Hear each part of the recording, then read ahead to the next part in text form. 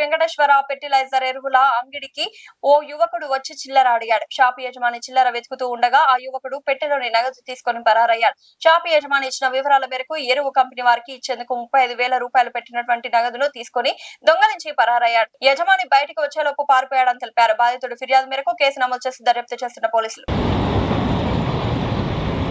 Shop దగ్గర కూర్చోన్నారు. ఎవరో ఒక అన్నోన్ పర్సన్ వచ్చి 50 రూపాయలు చిల్లర కావాలి అడిగారంట. చిల్లర ఇచ్చేదానికి పోతే మళ్ళీ 100 రూపాయల నోట్లు 2 ఇచ్చేసి 200 రూపీస్ నోటు కావాలని అడిగారు. ఇక్కడ లోపల వచ్చేసి ఇక్కడ గల్లా పెట్టి ఓపెన్ చేసి తీసుకునే లోపల అక్కడ బయట ఇంకా చేయి పెట్టి ఎత్తుకునేసారు.